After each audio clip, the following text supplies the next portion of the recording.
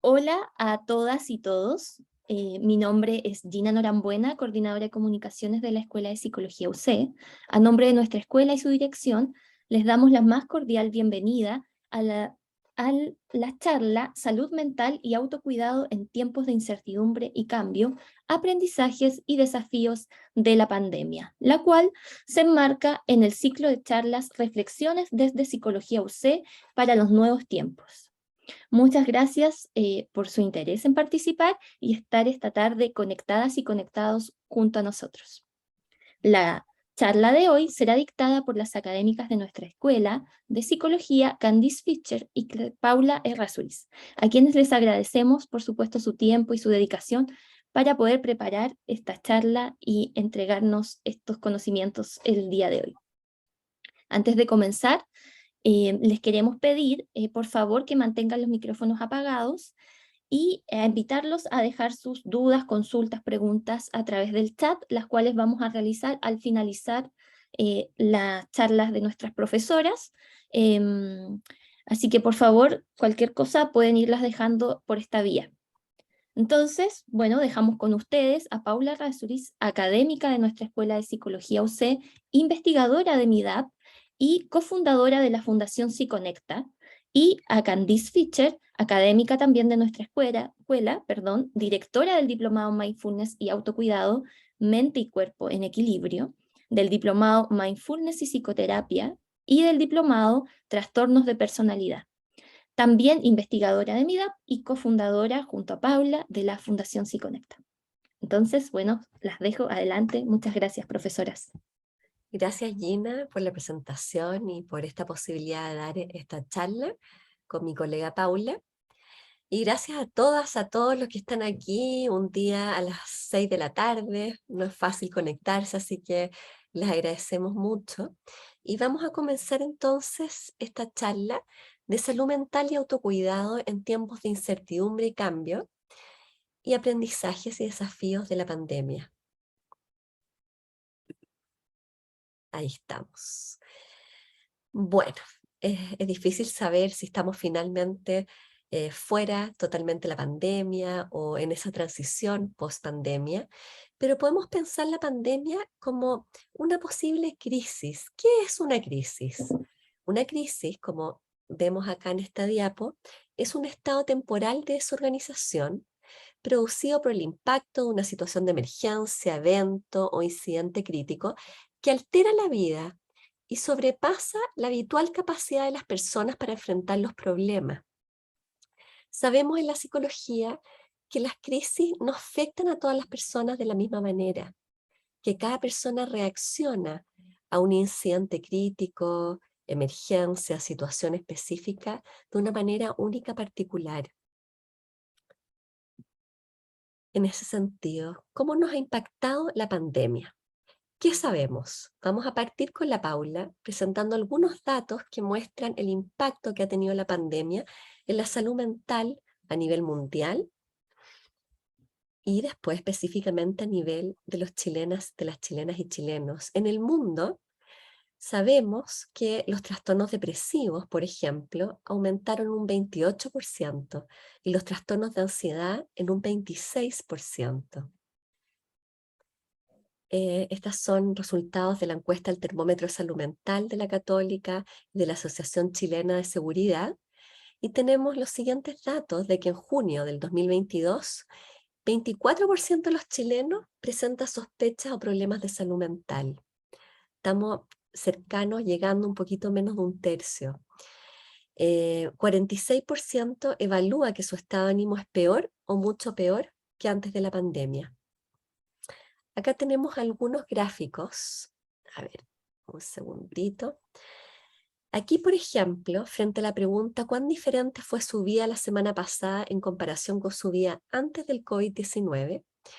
Tenemos ahora, o sea, no ahora, pero hace poquito, mayo del 2022, que un 47,5% de los chilenos piensa que su vida actualmente es bastante o completamente diferente a la que tenía antes del COVID-19. Y vemos comparativamente, si se fijan, que en abril del 2021 esta cifra era más alta, era más de la mitad de las chilenas y chilenos encuestados, un 62,9%. Respecto a la soledad,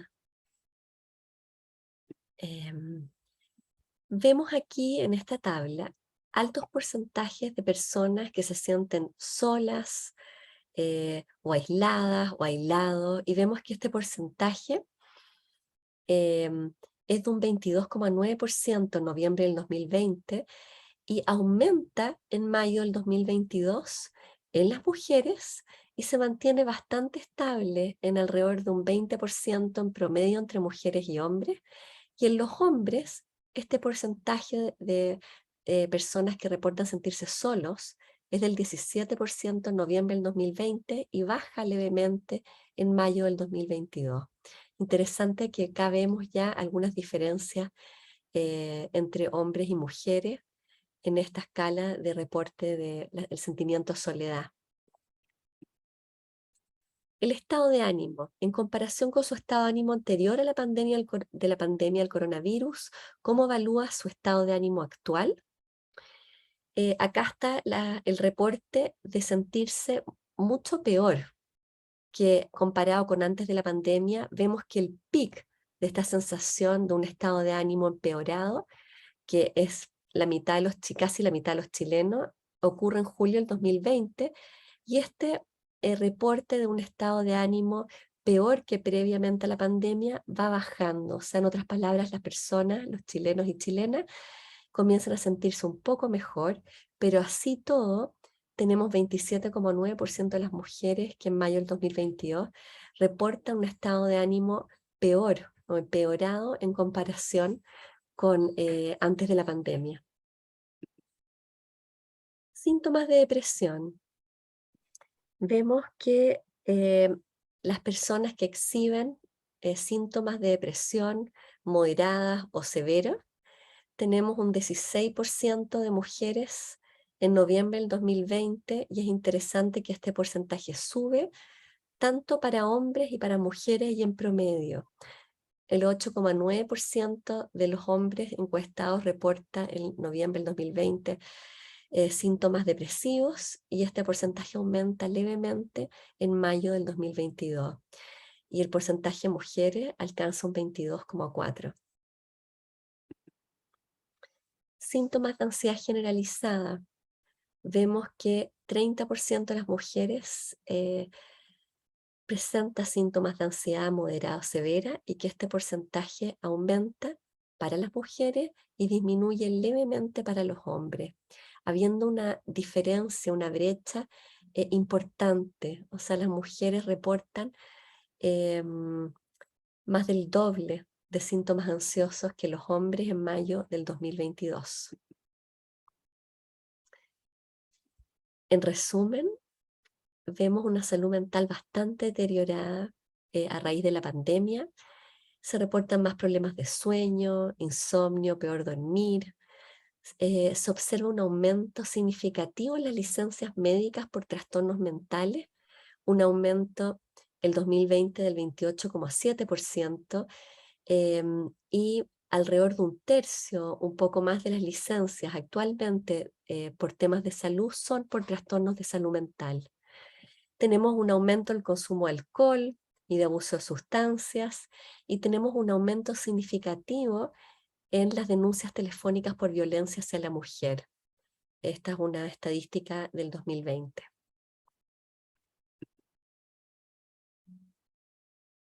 Paula, te doy la palabra. Gracias, Candice. Y gracias a todos por estar acá. ¿Cómo podemos pensar en el impacto de la pandemia en la salud mental a través del tiempo? Acá tenemos en un eje el impacto que tiene la pandemia en la salud mental a través del tiempo, que sería el otro eje. Podemos ver que hay distintas etapas. Hay una primera etapa donde hay una alta morbilidad a raíz del COVID-19. Y ahí tenemos todo el impacto que eso tiene en la salud mental de las personas que pierden a seres queridos, también de todos los que están trabajando como profesionales de la salud, que tienen que estar ahí cuando muere gente, y también todas las secuelas, si ven esa como colita que tiene la línea rosada, son todas las personas que quedaron deterioradas por haber tenido COVID-19 y el impacto que eso tiene en su salud mental.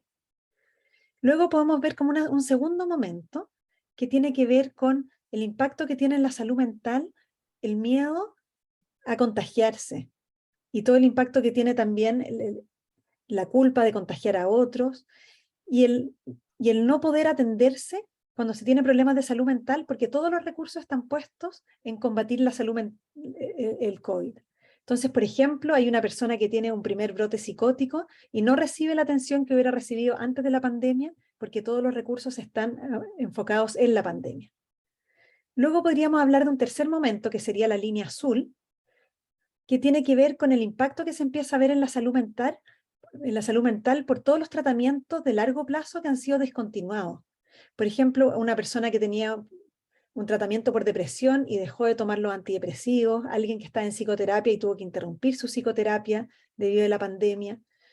Y por último está el cuarto momento, que empieza bastante al comienzo, pero que perdura mucho en el tiempo, que tiene que ver con el impacto psicosocial de haber estado todo el tiempo en confinamiento, que tiene que ver con nuevos problemas de salud mental que surgen por haber estado en esta situación de estrés, también con recaídas de personas que por no recibir sus tratamientos tienen más recaídas de lo que hubiera sido esperable, y además todo el impacto económico de la pandemia y cómo eso impacta la salud mental. ¿Qué pasó en la pandemia que afectó la salud mental? Me encantaría, si es que pueden hacerme el favor de escribir en el chat, ¿qué creen así? ¿De qué forma la pandemia afecta a la salud mental? ¿En su experiencia o en lo que han observado en otros? Vamos a ver ahí qué es lo que nos responden en el chat.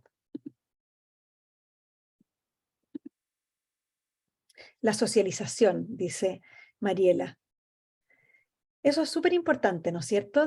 Nosotros podíamos sociabilizar de una forma antes de la pandemia que dejó de ser posible por el confinamiento y que todavía está siendo afectada por el uso de mascarilla. Me hablan acá de que cambiaron los hábitos, de que empezó a haber más incertidumbre, empezaron a haber mayores restricciones, de cómo nos afectó estar encerrados durante tanto tiempo, la menor movilidad, el miedo a que un familiar muera, estar en estado de alerta constante y cómo eso afecta la ansiedad, la sobrecarga laboral. Todas estas son respuestas que me están dando ustedes mismos y que son muy, pero muy acertadas. Pensamientos rumiantes, claro, incertidumbre, hacinamiento, sobre todo los que viven en lugares más pequeños y tuvieron que estar encerrados con la familia y otras personas por mucho tiempo. La baja tolerancia a la frustración, temor a contagiarse. Podemos ver que hay muchas respuestas. Nosotros también teníamos pensadas algunas cosas que habíamos estado pensando con Candice, que muchas de ustedes ya las dijeron, ¿no es cierto?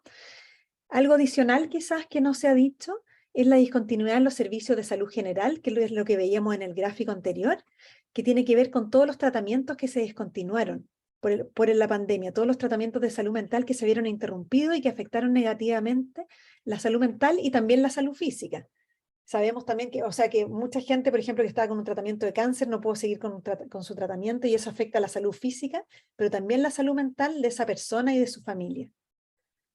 Y tenemos acá las otras cosas que ustedes dijeron, ¿no es cierto? El miedo a infectarse uno, la culpa por haber infectado a otras personas.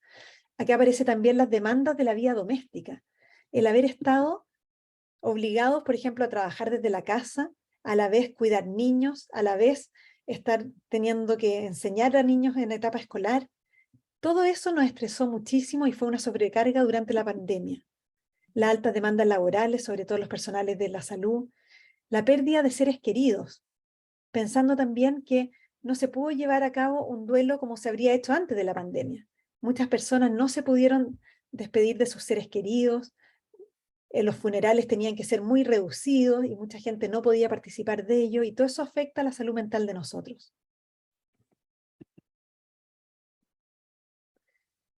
Cuando pensamos en los impactos de la pandemia hay que pensar en que hay grupos especiales de riesgo, como son los profesionales de la salud, los jóvenes, las mujeres, las personas migrantes, personas que tenían trastornos psiquiátricos previos, personas de bajo nivel socioeconómico y los niños y niñas. Y hay que pensar que estos factores de riesgo se pueden sumar, ¿ya? O sea, si yo soy una mujer migrante de bajos recursos, probablemente tengo más riesgo que otras personas. Nos vamos a detener en algunos grupos en específico. Por ejemplo, el grupo de los profesionales de la salud mental, que como todos sabemos, lo pudimos ver en televisión o algunos lo supieron porque tenían gente cercana que era profesional de la salud o que trabajaba en recintos hospitalarios. Habían jornadas laborales extremadamente prolongadas y extenuantes. Además, estaba el mayor riesgo de contagio, el temor que da el poder contagiarse uno y también poder llevar llevar el virus a la casa, sobre todo en una etapa al comienzo, ¿no es cierto?, cuando no estábamos vacunados. La sobrecarga en las funciones. Muchos profesionales de la salud mental tuvieron que empezar a hacer cosas para las que no se sentían capacitados, y eso es muy estresante. Tenían que tomar decisiones difíciles de tomar, con falta de recursos, y enfrentando un virus que no sabíamos cómo nos impactaba. Y también, además del dolor propio que ellos estaban viviendo en sus propias vidas, estaba la vivencia cercana del dolor de los pacientes, de los familiares y los colegas. Otro grupo, que también es un grupo de riesgo, son los niños y jóvenes. En el caso de los niños, vimos la ruptura de la rutina, y todos los que tenemos hijos sabemos lo importante que es la rutina para los niños. Ellos tenían la mayoría una rutina, ¿no es cierto?, de ir a la sala cuna, de ir al jardín, de ir al colegio, y esta se vio interrumpida y cambiada radicalmente de un día a otro. La falta de contacto con los pares. Los niños ya no podían estar jugando normalmente con sus pares y haciendo todo lo que hace un niño en su vida normal. Y además tenían que estar en la casa con padres que estaban sobrecargados de preocupaciones, muchos con problemas económicos, muchas personas que habían perdido los trabajos, cuidadores que tenían que estar trabajando a la vez de estar cuidando niños. Y además niños que vieron un estancamiento en su aprendizaje que le impactó durante el confinamiento, pero que también está siendo para muchos estresante ahora. El volver al colegio de forma presencial, para muchos volver después de una interrupción muy larga, y la ansiedad que puede generar el sentir que no se sabe, que uno está atrás en las materias. Por otro lado están los jóvenes, que sabemos que es el grupo etario con mayor sintomatología psicológica, esto tanto en Chile como en el resto del mundo. Para los jóvenes, por su etapa del desarrollo, la necesidad de contacto con los pares es fundamental. Todos los que tienen hijos adolescentes saben la necesidad que estos tienen de estar constantemente con gente de su edad y de estar saliendo del núcleo familiar. Bueno, eso se vio fuertemente interrumpido por la pandemia. Y también está el proyecto Vital en Desarrollo, que de alguna manera fue afectado por el confinamiento y la pandemia en el sentido, por ejemplo, de no poder terminar su etapa escolar estando con los pares, de no poder hacer ciertos ritos que son importantes al cambiar de etapa, como por ejemplo puede ser una fiesta de graduación, una ceremonia que estaban esperando por años, el entrar, por ejemplo, a la universidad y conocer a los pares o al instituto técnico, o empezar en el mundo laboral luego de terminar el colegio, todo eso se vio fuertemente afectado por la pandemia. Y por último, otro grupo de riesgo, que somos muchas las mujeres, pero no por ello dejamos de ser un grupo de riesgo importante, que somos las mujeres, que siempre hemos estado más afectadas por problemas de salud mental debido a la posición social en que estamos. Sabemos que hay una alta prevalencia de depresión y ansiedad en las mujeres, esto era así previo a la pandemia y fue acrecentado por la pandemia, y esto se relaciona en parte con la carga adicional que tuvimos las mujeres durante la pandemia, del cuidado de otros, sea de niños, de personas mayores, más el trabajo, más las labores de la casa. Y esto obviamente nos afecta especialmente por la inequidad que hay en los roles de género de nuestra sociedad, en que las mujeres se nos ha visto siempre en un rol de cuidadores que nos sobrecarga. Hay una encuesta bicentenario de la Universidad Católica que muestra cómo la mayoría de las mujeres hace la mayor cantidad del trabajo en su casa y encuentra injusta la distribución que tienen del trabajo con sus parejas.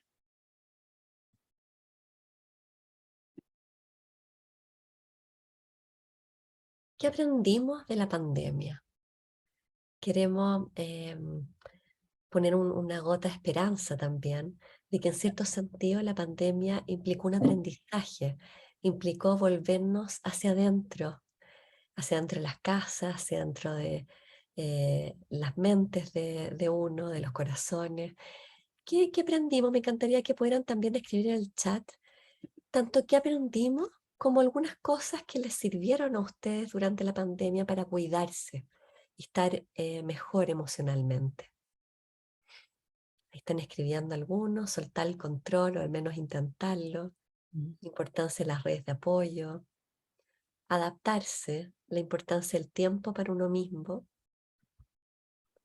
flexibilidad, reflexión. Muchas personas hicieron cambios importantes en la vida propia, creatividad, más tiempo con la familia, valorar las relaciones, humanidad compartida, solidaridad, que menos es más, eso me gustó que dice Mailing, que el autocuidado es prioridad, que las redes de apoyo son importantes. Flavia dice lo que antes teníamos y no lo aprovechábamos. Adaptarse, ser flexible, valorar las redes de apoyo, el ejercicio físico, carpe diem, la fortaleza de los vínculos afectivos. Eso sale harto, Paula. Efectivamente, voy a pasar aquí. La pandemia nos dejó ciertas enseñanzas. Acá tengo algunas, no son todas, obviamente, pero nos enseñó de que hay determinantes sociales que impactan la salud mental, que los trastornos psicológicos ponen en evidencia las inequidades sociales. Por ejemplo, con la pandemia vimos que a mayor pobreza, hacinamiento, falta de educación, menor inserción laboral, hay mayor vulnerabilidad a los problemas de salud mental. También aprendimos que los vínculos y el sentido de comunidad son tremendamente importantes. Y de hecho, algunos estudios que miraron los efectos de la pandemia a nivel nacional mostraron que las personas que habían sentido pertenencia a alguna comunidad, incluso los que habían descubierto vecinos y habían desarrollado algún tipo de vínculo o redes de apoyo durante la pandemia, estuvieron más protegidos de trastornos de salud mental, experimentaron mayor bienestar. Y también aprendimos que las personas, acá incluí un término psicológico, con una mente mindful, experimentan mayor bienestar. Es decir, que las personas que logran estar más conectadas con el momento presente y pueden abstraerse de esos pensamientos que nos llevan a estar preocupados por el futuro, que cómo lo vamos a hacer, los planes que tenemos, o del pasado, sintiendo cierto arrepentimiento por algo que hicimos años atrás o ayer, y los que podemos mantenernos más centrados en el momento que estamos viviendo aquí y ahora, suspendiendo esas voces internas que muchos tenemos que implican autocrítica. No eres buena, no eres tan inteligente, no puedes lograrlo. Cuando logramos abstraernos de esos juicios y conectarnos con el momento presente, experimentamos la vida y la realidad también con mayor sensación de bienestar. Somos más felices. ¿Cómo se hace esto? ¿Cómo nos cuidamos? Acá hay una lista de muchas, algunas, quizás no todas, herramientas para cuidarnos a nosotros mismos. Algunos los mencionaron ustedes, como por ejemplo, no descuidar el ocio, descansar, encontrar algún momento durante el día, aunque sea breve, que nos genere bienestar, que nos genere placer, preocuparse de las necesidades básicas de nosotros, como por ejemplo dormir suficientes horas, comer saludable, hacer ejercicio, aportar desde los intereses propios y posibilidades de la vida actual en la comunidad, ya sea a nivel familiar, trabajo, vecinos, otros espacios sociales. También se ve que eso es un factor protector en términos de salud mental. Desconectarse a veces del acontecer nacional. Esto muy atingente a lo que estamos viviendo ahora, que hay muchas cargas en la contingencia nacional, en opiniones, y el hacer una pausa de todos los temas de la contingencia para abocarse a algunos otros temas que nos generan placer.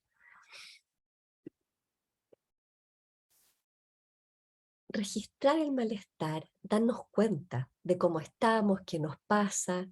Y en ese sentido se ha visto que cuando uno le habla a otros de los sentimientos, de lo que nos pasa, eso también es un factor protector para la salud mental. Hay momentos en que los problemas, lo que nos pasa, ya implica la necesidad de buscar ayuda profesional. Cuando, por ejemplo, nos damos cuenta que lo que nos pasa, que estamos tristes, pero que estamos muy tristes y que eso, o muy ansiosos, o que estamos tomando mucho y que eso afecta las rutinas de la vida cotidiana, es un llamado a atención para buscar ayuda profesional. O cuando otros alrededor nuestro nos comentan que no nos ven bien, que quizás deberíamos buscar ayuda. Tratar de no recurrir a alcohol y drogas en esta misma línea como vía de evasión. Y yo también agregaría que no está aquí gratitud. La gratitud también se asocia a una sensación interna de bienestar.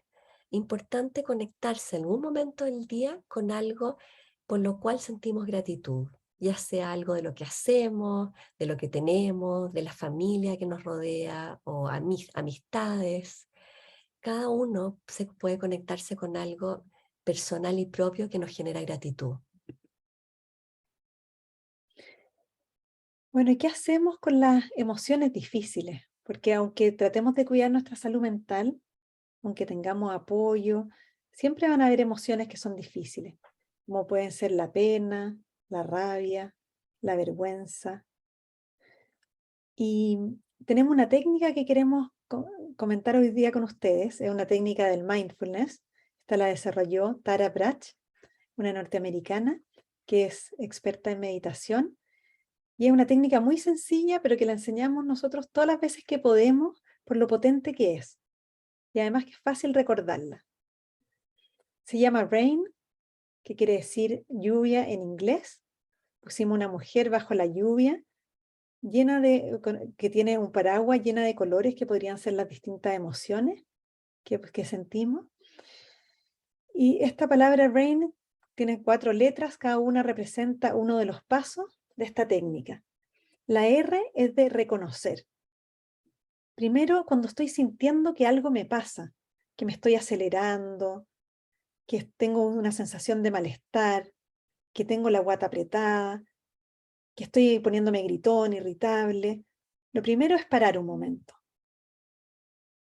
Si puedo, cierro los ojos o me voy al baño un minutito y trato de reconocer lo que me está pasando. Me pregunto, ¿qué emoción estoy sintiendo en este momento? Lo primero es poder ponerle palabra y decir, por ejemplo, tengo rabia, tengo pena, tengo miedo. Es ponerle palabra a lo que nos está pasando. Lo segundo es tratar de aceptar lo que nos está pasando. Aceptar no quiere decir que me gusta, no quiere decir que me gusta, por ejemplo, tener miedo, sino que es tratar de estar en paz con la emoción que estoy viviendo. Porque ¿qué pasa si no? Por ejemplo, tengo miedo y me da rabia tener miedo y me da vergüenza tener rabia y así voy sumando otras emociones difíciles de manejar por el hecho de no poder aceptar lo que me está pasando en el primer momento. Entonces puedo hacer el ejercicio de decir internamente, incluso decir en voz alta, decir tengo rabia y lo acepto, tengo miedo y lo acepto. Y tratar de todo corazón de aceptar que lo que me está pasando es lo que me tiene que pasar en ese momento, que no está mal y que va a pasar. Todas las emociones pasan. El tercer paso es investigar. ¿Por qué será que siento lo que estoy sintiendo? ¿Qué pasó antes? Por ejemplo, si estoy con rabia y estoy irritable, ¿será que alguien me dijo algo que me molestó? ¿Será que estoy frustrado con algo que ocurrió en el trabajo, en la casa? Empiezo a mirar internamente qué habrá producido esa emoción. También investigo en mi cuerpo, cómo se está manifestando esa emoción.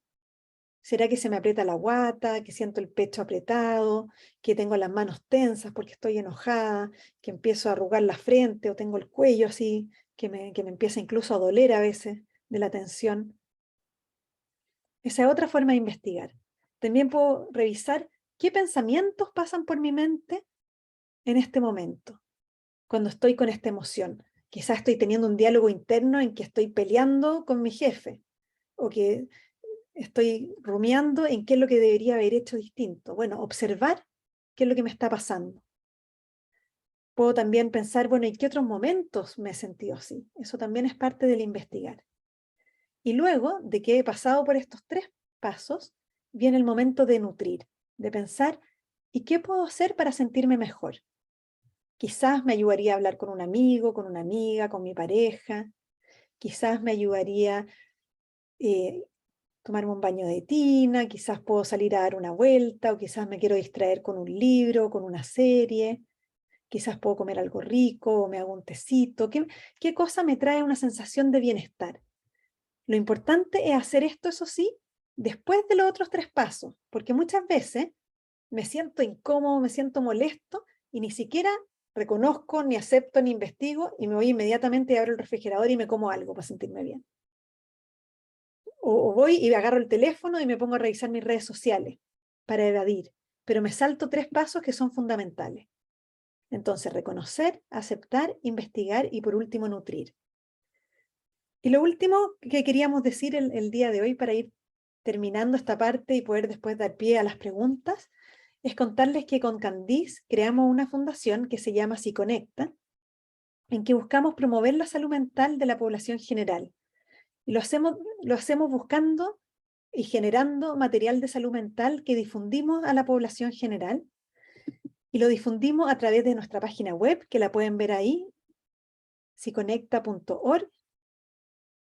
Lo hacemos a través de nuestro newsletter, que también se pueden inscribir en psiconecta.org. Les va a aparecer un pop-up que los invita a suscribirse. Nos pueden seguir en nuestras redes sociales.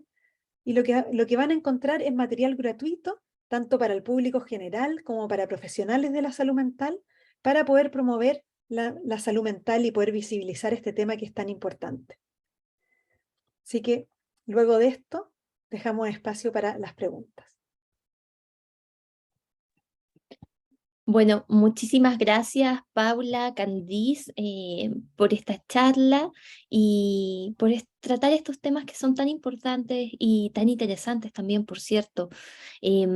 Aquí tengo una pregunta de Guillermo que pregunta si nutrirse no es lo mismo que feedback.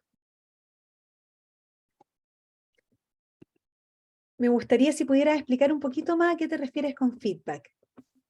Quizás nos puedes escribir por ahí para aclarar, o si quieres puedes hablar, prender tu micrófono y nos cuenta un poquito más para entender la pregunta.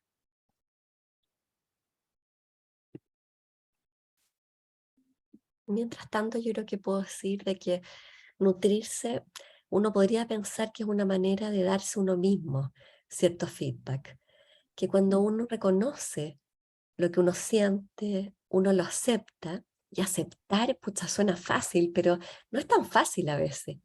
Nosotros tenemos como un automatismo muchas veces como seres humanos que nos apegamos a la sensación o sentimientos positivos y queremos rechazar o expulsar de nuestro mundo interno los sentimientos negativos.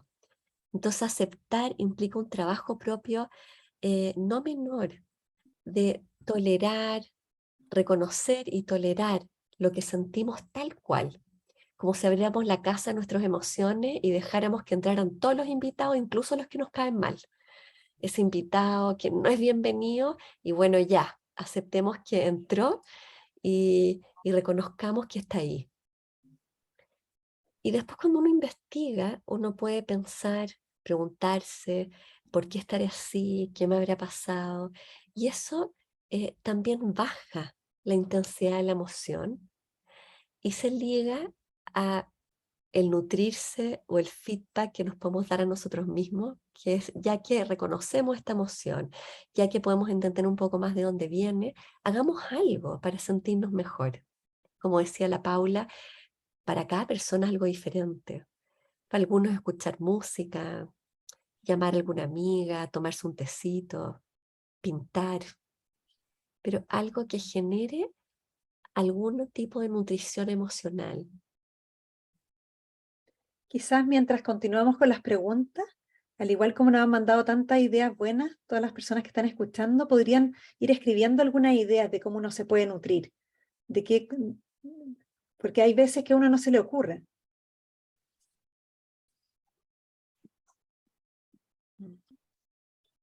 Bueno, aquí también tenemos un comentario, no es una pregunta, pero sí quizás es bueno compartirlo porque puede haber otras personas que se sientan identificadas. Claudia Labra comenta que hoy estamos en una situación mental compleja, ella dice en su opinión que no tanto por la pandemia, sino que por la delincuencia que está muy desatada, que ella comenta que no le dan ganas de salir y que eso lo tiene más nerviosa. Y Pamela, por otro lado, pregunta, esta sí es una pregunta concreta, sí, que si existen técnicas para lidiar con la ansiedad que esté comprobado que son efectivas, porque muchas veces la ansiedad está latente y no se pasa. Sí, hay técnicas que son efectivas. El mindfulness en general, hay mucha investigación que muestra cómo mejora nuestra salud mental en general, nuestra salud física también, y en específico la ansiedad. El hecho de poder observar nuestra mente, tratar de mantenernos en el presente, disminuye la ansiedad. Y también podemos hacer técnicas de respiración y técnicas de relajación que contribuyen a mejorar la ansiedad. Hay técnicas de respiración súper simples. Por ejemplo, podemos partir observando simplemente la respiración, ver cómo está, si es que está profunda, si es que está superficial, si es rápida, si es lenta, y luego tratar de empezar a incidir en ella, ver si es que puedo respirar un poquito más profundo, un poquito más lento, botar el aire lentamente, o puedo decir, ok, voy a empezar a inhalar, por ejemplo, en 2 tiempos y a botar el aire en 4 tiempos, y eso va calmando nuestro sistema nervioso y nos hace sentir más tranquilo y menos ansioso. Mira, Paula, ahí escriben algunas también ideas de técnica. Como dice la Paula, hay harta investigación que avala el efecto de algunas técnicas muy sencillas que todos podemos hacer y podemos hacer incluso en la vida cotidiana, cuando estamos caminando, cuando estamos trabajando. Una tiene que ver, como decía la Paula, con respiración, pero también hay algunos otros ejercicios como por ejemplo de anclaje. Sabemos que cuando hay mucha ansiedad nos calma poner la atención fuera de la mente propia. Entonces, así como podemos poner la atención en la respiración, para algunas personas es más efectivo que la respiración otros anclas o lugares seguros, como por ejemplo sentir la conexión de los pies en el suelo. Respirar 3 veces y sentir como cada dedo de nuestros pies va tocando el suelo. Y eso inmediatamente relaja y baja el nivel de ansiedad. Hay muchas estrategias, ejercicios, estamos nombrando algunos de ellos. Ahí Ana dice meditar. Absolutamente, la meditación que ha entrado mucho en el occidente en los últimos años, hay montones de investigación que demuestra el efecto positivo de la meditación para distintas problemáticas de salud mental. Ahora, hoy en día es tan masificado y visible el tema de la meditación que hay montones de apps en el teléfono que uno puede bajar que te enseñan cómo meditar y uno va encontrando la que es más efectivo para uno. También Teresita Arellano pregunta, ¿cómo saber si tenemos que pedir ayuda de un profesional? ¿Cómo poder identificar el momento en que necesitamos ayuda? ¿Quieres contestar tú, Candice, o voy yo? Sí, algo de eso lo mencioné y es una excelente pregunta, porque hay veces en que nosotros podemos sentirnos ansiosos o tristes, o estamos tomando socialmente un nivel de alcohol que nos parece adecuado para nosotros, pero hay puntos y momentos en que necesitamos ayuda profesional. ¿Cómo saberlo? ¿Cuándo necesitamos ayuda profesional? Yo creo que la primera respuesta es cuando nosotros nos damos cuenta que los síntomas que estamos presentando, es decir, que la tristeza, la ansiedad, hábitos de alimentación que no son sanos, consumo de alcohol y drogas, empiezan a interferir con las rutinas de nuestra vida cotidiana, empiezan a enfermarnos de alguna manera o empiezan a tener un efecto negativo o dañino en las relaciones de las personas más cercanas, a quienes más queremos. Esa es una alerta, es como una alerta roja, así. acá hay que prestar atención, esto está sobrepasando quizás los niveles tolerables o normales para nosotros. También cuando, como yo decía antes, cuando otras personas nos alertan, cuando otras personas nos dicen, ¿sabes qué? Estás tomando demasiado, esto me chorea que tomes tanto, o te pones violenta, o sabes que andas demasiado irritable, nos dice una pareja, una hermana, una amiga. Eso también son alertas para tomar ciertas acciones y buscar ayuda profesional. Y también cuando las rutinas vitales se interrumpen. Por ejemplo, cuando no estamos durmiendo bien, cuando se nos quita el apetito, o cuando tenemos demasiado apetito, estamos comiendo en una forma desaforada, ligada a un tema emocional, o cuando no podemos concentrarnos para trabajar, o cuando no podemos hacernos cargo de las personas de las cuales nos hacemos cargo regularmente, nuestros hijos, eh, algún adulto mayor en la casa. También esa es otra alerta para pedir ayuda. Paula, no sé si quieres Sí, agregar algo. no, También hay una mano levantada, sí. sí, estoy muy de acuerdo contigo. O sea, yo creo que lo último que tú decías es bien importante, que tiene que ver con no poder cumplir los roles que habitualmente cumplimos. Por ejemplo, no estoy pudiendo ser suficientemente buena mamá, según lo que yo creo que debería ser, no estoy pudiendo rendir en el trabajo. Pero también otra cosa que es importante es cuando estamos con pensamientos de hacernos daño a nosotros mismos o creemos que le podemos hacer daño a otra persona. Ahí, ese también es un momento para buscar ayuda profesional. Está Angélica con la mano levantada, no sé si quiere desmutearse y Eh, contarnos su pregunta o comentario. ¿Aló, me escuchan? Sí, te Sí, escuchamos, Sí, Angélica. se escucha, señora Angélica.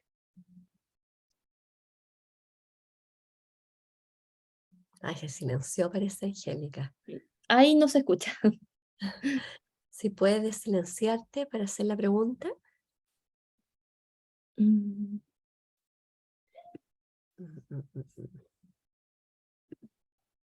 No, Ahí le parece que solicitamos que reactivara su audio. Quizás mientras les puedo Hola, hacer... ahí, ¿Ahí sí? ahí sí, sí, ya, ahí Sí. sí. ahí sí, ya. Como le digo, tenía problemas con la señal, se me caía en cada momento, estoy por el teléfono.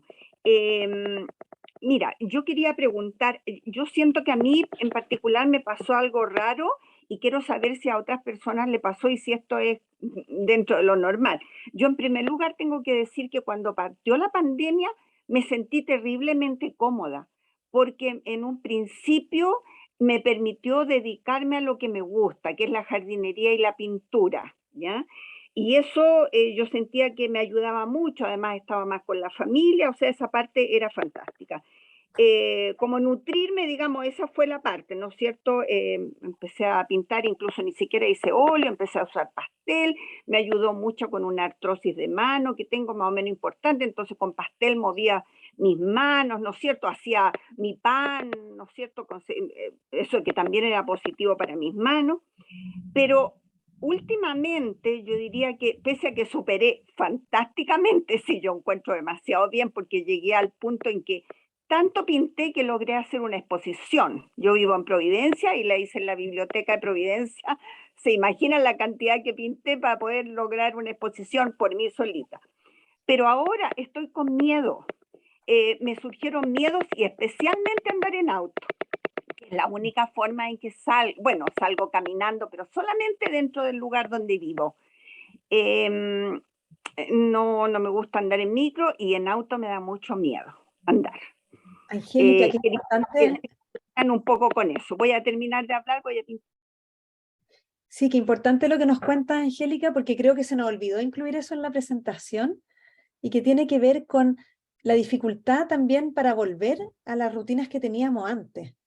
O sea, efectivamente la pandemia, ¿no es cierto?, también trajo muchas cosas positivas para muchos de nosotros, al igual que Angélica, poder desarrollar hobbies nuevos, estar más en familia, poder quizás tener más momentos de tranquilidad. Y eso ocurrió con alguna gente, no necesariamente con todos, pero lo que hemos visto también es que mucha gente siente mucha ansiedad de retomar la vida como la vivía antes. Hay personas que, por ejemplo, se acomodaron, se sintieron cómodas usando la mascarilla y escondiéndose un poquito detrás de esta mascarilla, y niños y adolescentes que hoy día no se la quieren sacar, o también quizás adultos, ¿no es cierto?, que se sienten muy expuestos si se tienen que sacar la mascarilla, que les da susto salir de su casa, que ya no se atreven a usar el transporte público. Entonces, esa experiencia que tú cuentas, Angélica, yo creo que es una experiencia que han vivido muchas personas. Gracias. También les quería contar que fue tanto la parte jardín que en realidad desalojé a mi esposo del estacionamiento del auto porque empecé a replicar muchas plantas y me dio por arreglar las bases de los árboles de la calle donde vivo. Entonces planté tiraba, digamos, semillas. En este momento incluso hay muchos que ya tienen flores, lo cual a mí me produce mucha alegría, pero era tanto que me expandí hacia mi cuadra, digamos. Con el jardín era una necesidad de expandirme dentro de este pequeño mundo, pero expandirme. Yo voy a Gracias por tomar lo contarnos que tu dice, experiencia. Sí, sí, sí, gracias Angélica. Yo voy a tomar lo que dice Angélica también para ir cerrando hoy día, pero tomarlo en sentido metafórico, de cómo muchos, a pesar del impacto negativo, de las dificultades que vivimos en la pandemia, pudimos sembrar nuevas semillas, así como Angélica se puso a trabajar la tierra, a pintar. La pandemia implicó cuestionarnos quiénes somos, qué buscamos en la vida, hacia dónde vamos, qué vida queremos hacer. Y también implicó la posibilidad de plantar semillas para algunos cambios importantes que muchos de nosotros aplicamos o que implicó la pandemia para muchas chilenas y chilenos.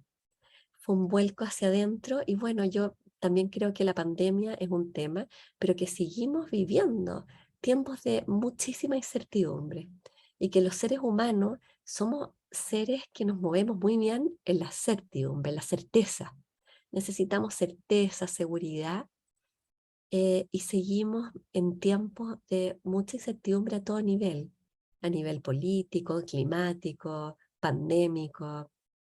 Y en estos tiempos se hace importante volver a las herramientas que dio la Paula, al BRAIN y a otras herramientas que podemos ir metiendo en nuestras vidas para mantener cierta estabilidad emocional y sensación de bienestar a pesar de los tiempos inciertos y de los desafíos que nos va a tocar vivir.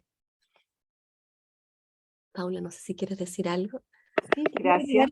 estuve mirando un poquito las cosas que comentaban algunas personas en el chat y tengo la impresión de que algunos se sienten muy sobrecargados y quizás es necesario que busquen ayuda y muchas veces no sabemos por dónde partir.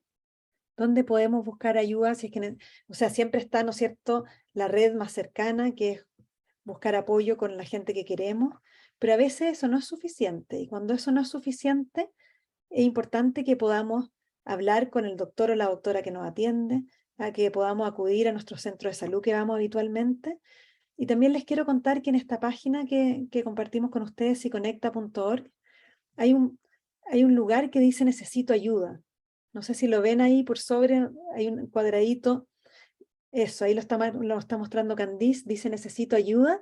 Y si ustedes pinchan ahí, van a salir muchas líneas de ayuda donde pueden llamar y también lugares donde pueden ir donde pueden... Se me A ver, fue. ¿estás tratando de ir? Sí, no importa. Pero ahí van a encontrar lugares donde se puede encontrar atención gratuita o de bajo costo. En caso de que ustedes sientan que necesitan ayuda de un experto. Sí, qué bueno que mencionaste eso, Paula. Y además aquí en temas de salud hay un listado de distintas temáticas de salud mental con información relevante en los distintos temas que también pueden revisar. Yo creo que con eso terminamos, ¿no es cierto, Sí, Paula? sí, Les tenemos agradecemos. muchos agradecimientos, también comentarios.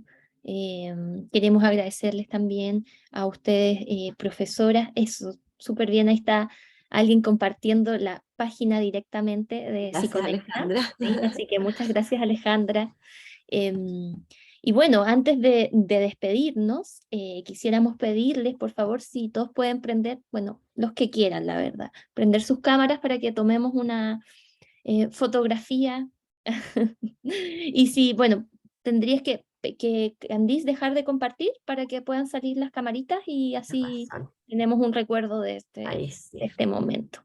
Y así los vemos, qué bueno verlos en la Eso, para que nos vemos las caras también, es importante Gracias vernos. por estar acá. Sí, Sí. les agradecemos mucho. Ya, entonces, aquí voy. Una sonrisa virtual.